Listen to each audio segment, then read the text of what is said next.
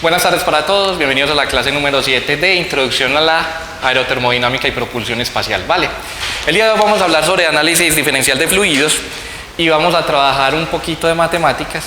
Algunos pues me harán caras, pero es un poquito de matemáticas básicas, o sea, lo que usted debería saber, como les había contado, les había dicho, básico para hablar sobre fluidos. Hombre, que al menos pueda decir, yo pasé por ese curso y no simplemente pasé por un lado, sino aparecer por la puerta del salón, sino que pasó de verdad, que tenga idea de qué es lo que estamos hablando.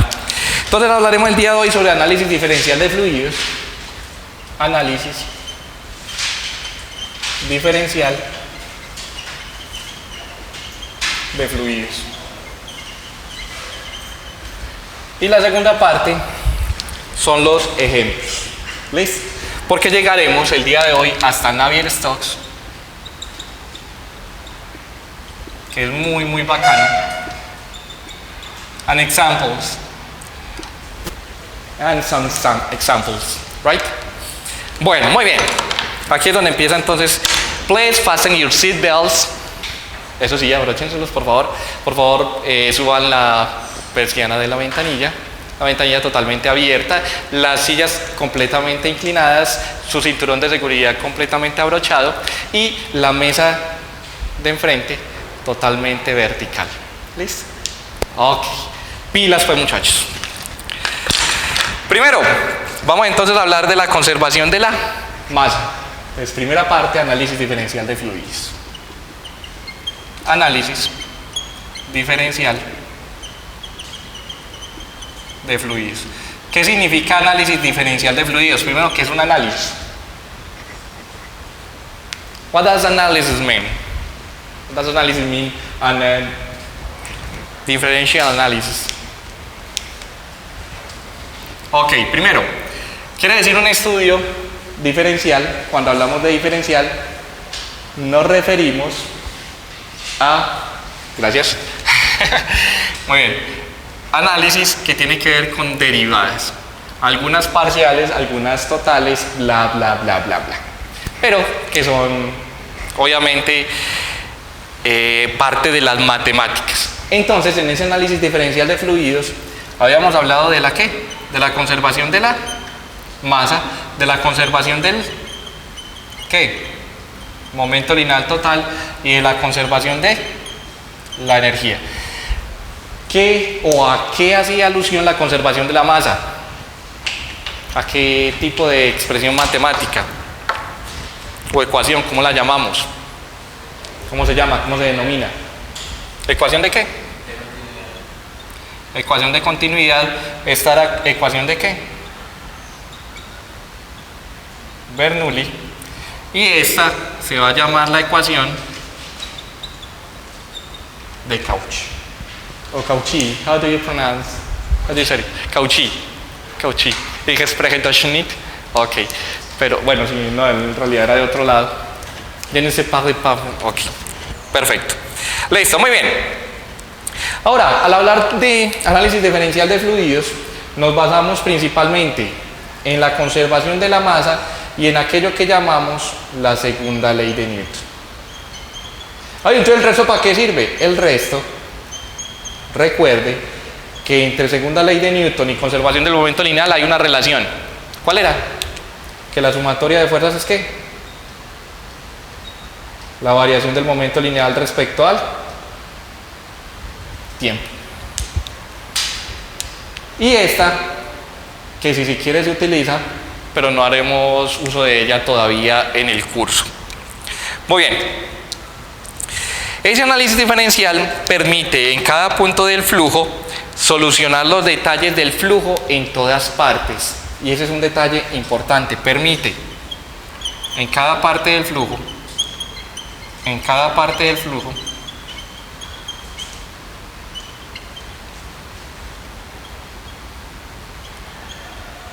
solucionar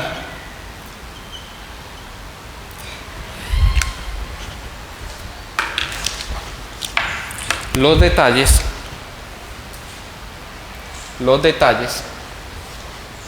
del fluido.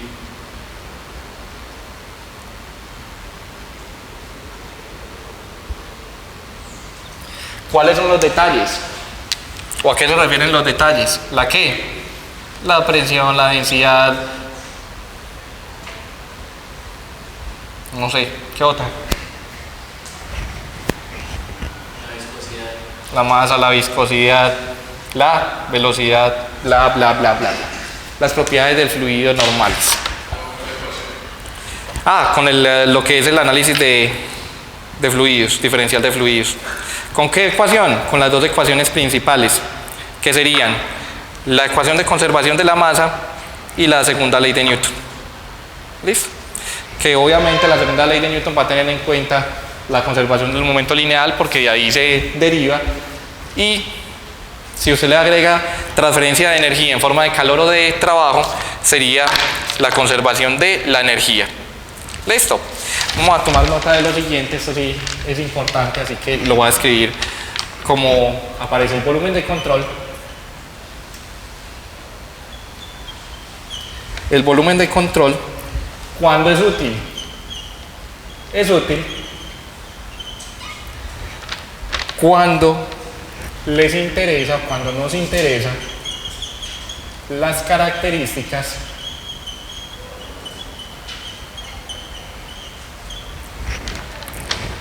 globales de un flujo.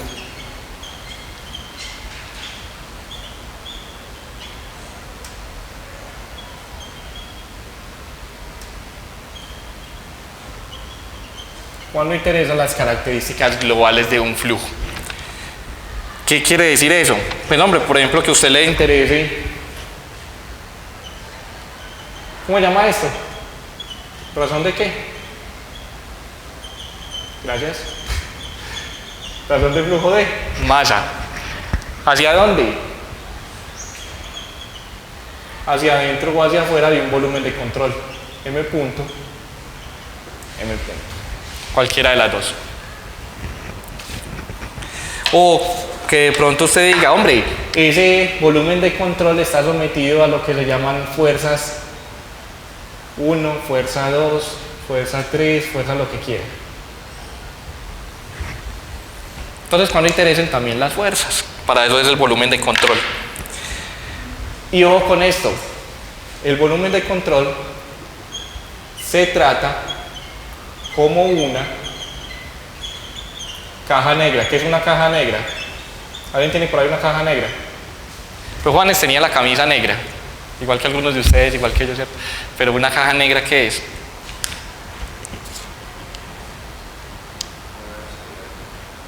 ¿Perdón? Parecido. Listo. La caja negra se refiere a que usted no conoce lo que hay aquí, usted solamente sabe lo que entra y lo que sale, pero usted no conoce qué pasa ahí.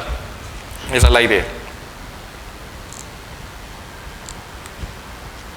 Preguntas.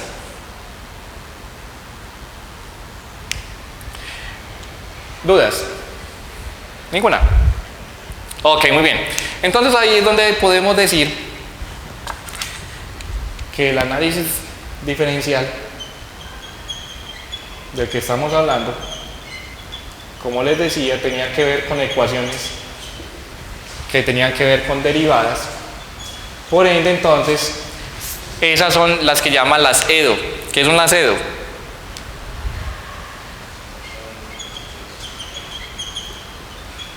Sí, correcto. Las ecuaciones diferenciales ordinarias, o ecuaciones diferenciales en general, de movimiento de flujo a cualquier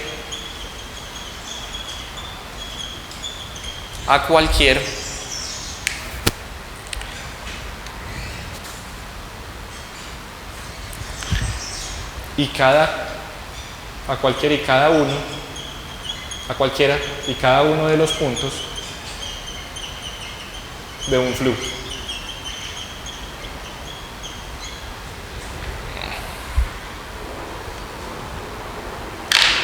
Sobre el dominio. ¿Listo?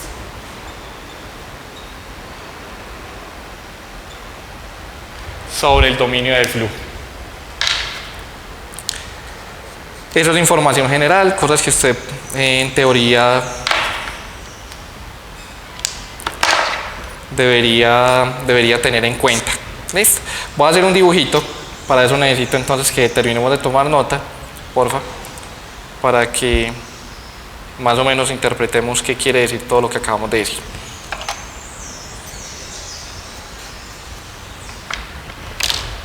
¿Puedo borrar acá ya?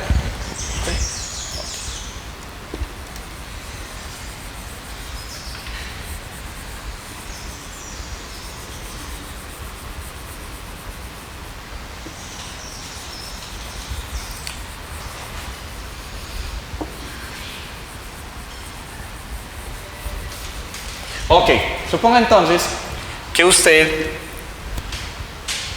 ¿Quiénes tienen parabólica en la casa? O sea, ¿quiénes ven televisión? Sí, todos. Ustedes tienen todos parabólica en la casa, listo. Perfecto. Ustedes van... A ver, necesita el color. Bueno, ya que... Van a dibujar un volumen de control. Ese volumen de control está limitado por unas fronteras normalitas, tal cual. Y usted lo que va a hacer, sí queda mejor con el otro color, ¿cierto? Porque queda muy bonito, queda más ilustrativo y demás. Usted lo que va a hacer es que va a dividir esto en una especie de cuadrículas. Lo puede hacer así si quiere, obviamente iguales. Yo no gané dibujo.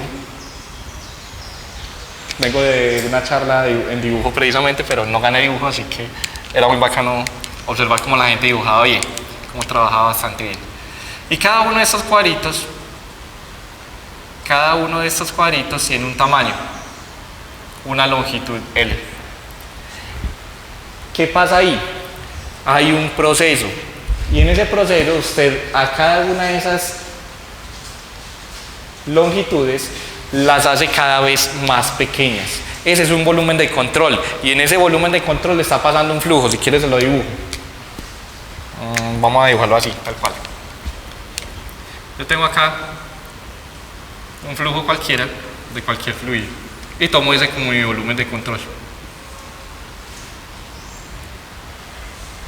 Ese mismo volumen de control, cuando hago que ese límite sea muy pequeño, va a tener sus características o propiedades muy bien definidas por medio de las EDO, o sea, de las ecuaciones diferenciales ordinarias, que me permiten, al solucionarlas, hacer lo siguiente: encontrar la presión en un punto, encontrar la velocidad en otro punto, encontrar la razón de flujo de masa en otro punto, encontrar la viscosidad en un punto adicional. ¿Y esos puntos qué son? Son cada uno de los cuadritos que habíamos dibujado que tenían una dimensión antes. ¿Me vamos a entender? Preguntas. Entonces, eso que está ahí conceptual, vamos a aterrizarlo en algo que se conoce acá como la parabólica.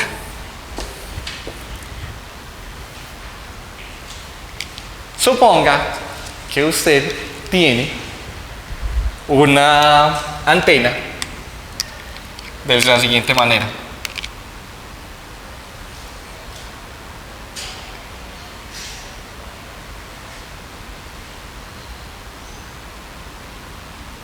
Lo voy a dibujar aquí.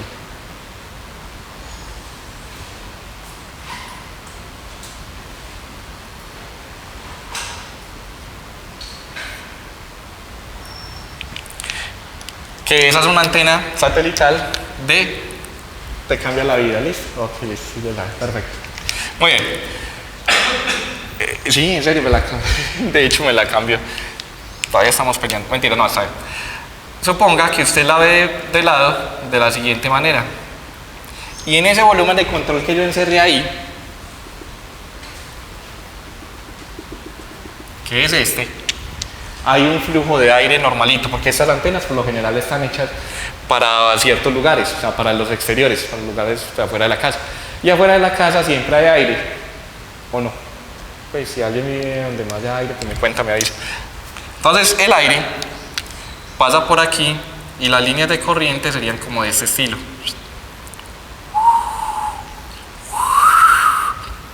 Por aquí se generan unos pequeños torbellinos por asuntos de la viscosidad. Y eso me permite a mí analizar y decir que sobre esta antena hay una fuerza, porque el aire se está moviendo hacia allá, hay una fuerza en esta dirección. ¿Y eso para qué sirve? Pues hombre, para que los de la antena satelital sepan cómo la van a unir al suelo o a la pared para que la antena no se vaya. Exacto, ahí. Imagínense que usted esté viendo el partido de la selección, pleno mundial. James con el balón, va a cobrar un penal.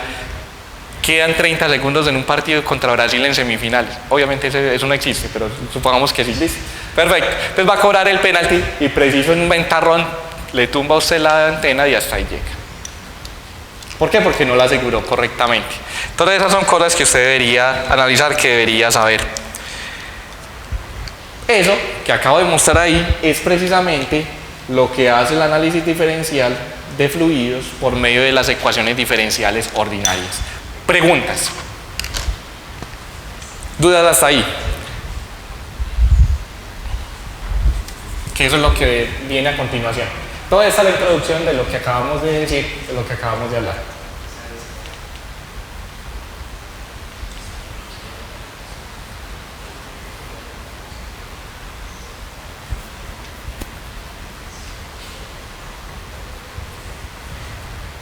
¿Dudas, preguntas? ¿Es claro todo? ¿Vamos bien? Ok, listo. Entonces vamos a empezar con la ecuación de conservación de la masa, que dice lo siguiente. Ecuación de conservación de la masa. Vamos a escribirla con esto. ¿Cómo es que dice la ecuación de conservación de la masa? Por favor, en forma íntegro de diferencial, incluyendo los volúmenes de control. Gracias. Muchachos. Es en serio. Listo. ¿Integral de qué? Sobre un volumen de control de la variación de la densidad respecto al tiempo, integrada en ese mismo volumen de control, más la integral sobre una superficie de control de qué? Densidad, velocidad, punto, vector normal a lo largo de un área. ¿Cierto? Habíamos dicho que era eso. Si usted no la quiere escribir así, habíamos dicho que usted también la podía escribir de la siguiente manera, que era una forma alternativa. D rho de t más la divergencia de la densidad por la velocidad. ¿Cierto? Que era la más bonita, que se veía mejor, que no sé, ¿cierto? Sí. Que pues aparentemente era más cortica, tenía buenas cosas, pero las matemáticas que ya era la... Bueno, no, listo. Pero esa era la idea. Ahora, vamos con la ecuación de conservación del momento lineal, que es lo que queremos analizar el día de hoy. ¿Recuerdan que eso la habíamos escrito ya? Conservación del momento lineal total de un sistema. Ok, una ecuación general para el movimiento de un fluido, una ecuación general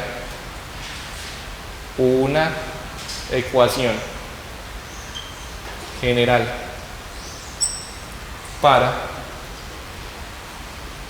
el movimiento de un fluido, para analizar el movimiento de un fluido, en el que el momento lineal total del fluido es constante, o sea, se conserva, es la siguiente. Se conoce como la sumatoria de fuerzas sobre el fluido. Es decir, los siguientes valores. La integral, lo voy a escribir así, y enseguida miramos a qué se debe cada uno de los valores, cada uno de los términos. La integral sobre un volumen de control de la densidad por la aceleración gravitacional integrada en ese volumen de control, sumándole una cantidad que viene integrada sobre una superficie de control, y la cantidad se llama sigma ij, punto, vector normal a lo largo de esa área. Y ese sigma ij, como ustedes notan, es una cantidad de la que ya vamos a hablar, porque todavía no la conocemos, no sabemos qué es. Entonces, esa misma es la integral sobre ese volumen de control de la derivada respecto al tiempo de la densidad multiplicada por la velocidad e integrada sobre ese volumen, sumándole lo que se llama la integral sobre la superficie de el producto siguiente, que es densidad, velocidad, velocidad punto vector normal, diferencial de área. Todo ese montón de mamarrachos que son. Pues vamos por partes. Vamos por partes diciendo qué es cada uno. Voy a seguir más bien rayando con el rojito, más fácil de borrar.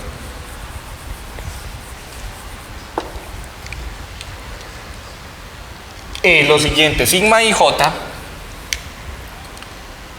se conoce como una cantidad física que no es vectorial, sino que es un tensor. Y se conoce como el tensor ¿de qué? De esfuerzo sobre el fluido. ¿Todo bien? Sí. Ok, tensor de esfuerzo sobre el fluido. ¿Qué será eso? Ya mismo se lo voy a mostrar. Sí, ya.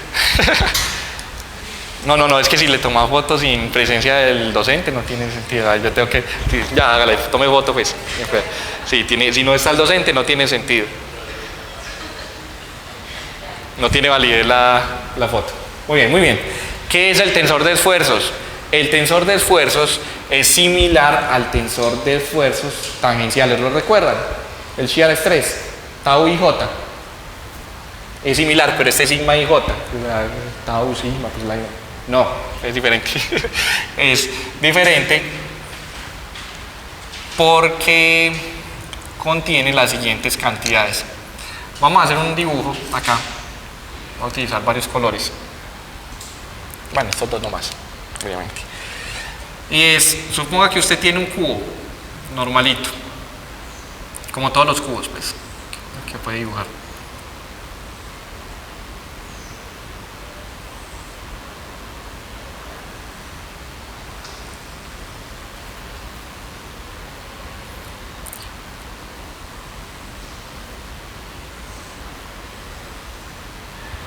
¿Listo? Ese cubo tiene unas caras que son X, Y y Z. Esas caras X, Y, Z, en este caso, me determinan lo que se llama el tensor de esfuerzo. Porque en cada uno de los puntos, en cada una de las direcciones, voy a dibujarlo por aquí para que se note que es esta cara. Hay precisamente un esfuerzo. Sigma tarará, sigma tarará, sigma tarará, sigma tarará. No me voy a poner a dibujarlos así, sino que voy a hacer lo siguiente. 1, 2, 3, 4, 5, 6, 7, 8, 9. Sí. Ya voy. Ya vamos a mostrarte que es un tensor. Listo. Por ahora lo puedes pensar como si fueran vectores o si fueran valores asociados a cada una de las direcciones. Listo. Vamos a escribir cada una de las componentes, que no las voy a escribir ya del todo para responder a tu pregunta. 7, 8, 9. Ese arreglo tiene cara de ¿qué? De una matriz. ¿Listo? Un tensor, en este caso, es una matriz. Es decir, este sigma y j es la matriz compuesta por lo siguiente. Entonces, I y j son contadores, son numeritos.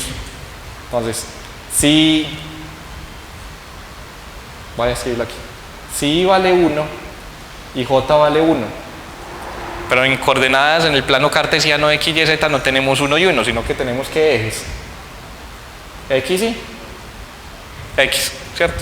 O sea, sería sigma XX. Siguiente componente, la misma fila, pero cambia la columna, XY.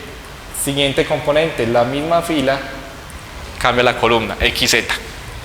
Y así lo vamos llenando, sigma YX, sigma YY, sigma YZ, sigma ZX, sigma ZY, sigma ZZ. Cada una de estas es una componente de estas que hay aquí. ¿Cuál es cuál? Ya lo vamos a mirar. ¿A qué equivalen? ¿Qué información traen? Ya lo vamos a hacer, ya lo vamos a ver.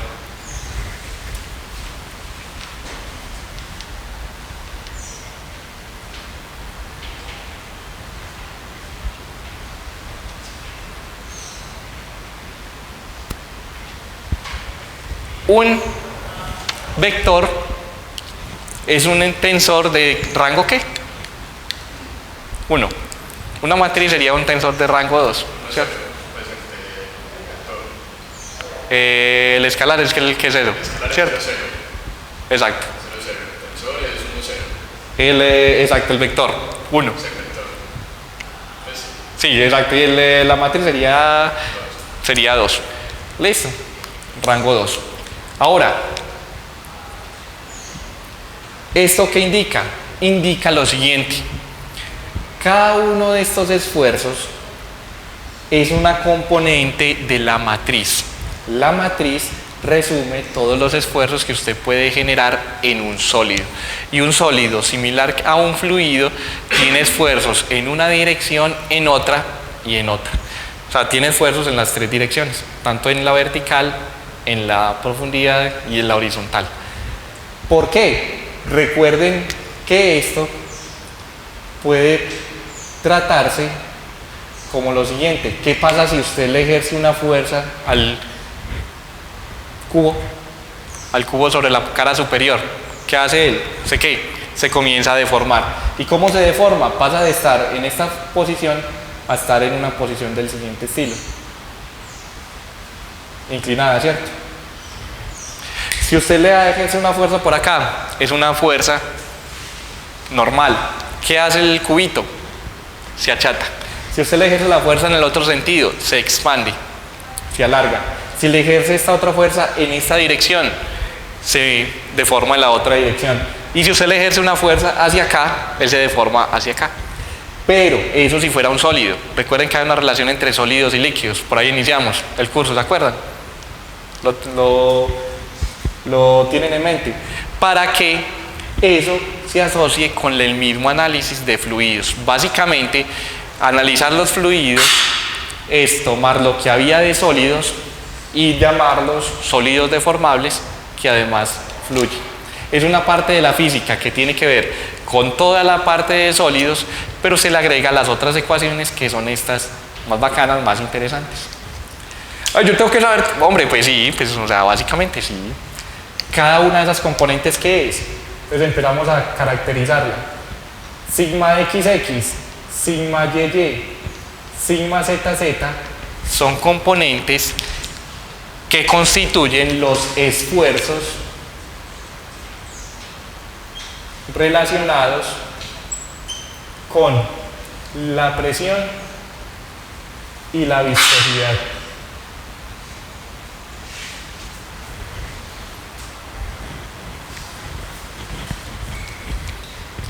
Que son normales o perpendiculares pues a la superficie. Recuerdan que habíamos definido las fuerzas tangenciales y las fuerzas normales. Las fuerzas normales, ¿a qué se debían? A la presión. También se deben a la viscosidad.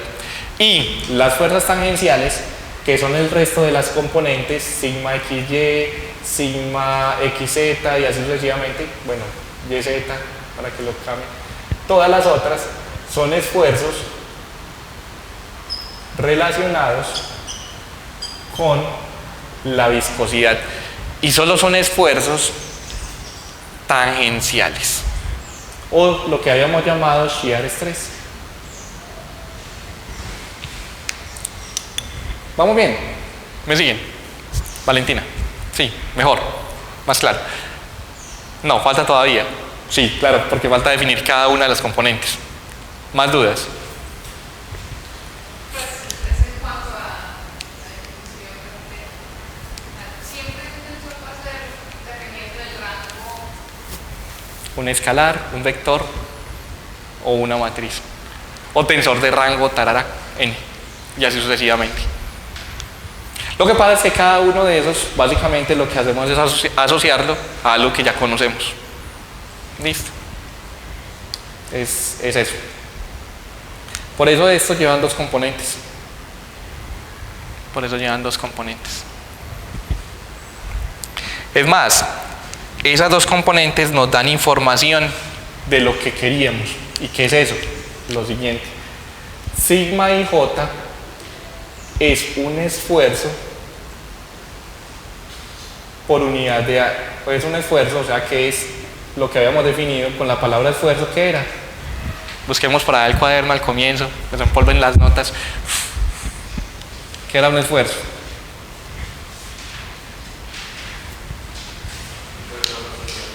Exacto. ¿La fuerza por unidad de qué? De área. Tanto que tenía las mismas unidades de la presión, pero no es una presión. Algunas veces es una presión, otras veces es una shear stress. Es decir, este sigma y J es un esfuerzo, lo voy a escribir aquí con mucho cuidado, que actúa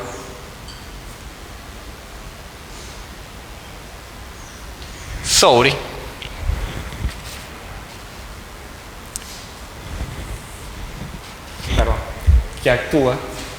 un esfuerzo en J, en la dirección J, para que quede claro.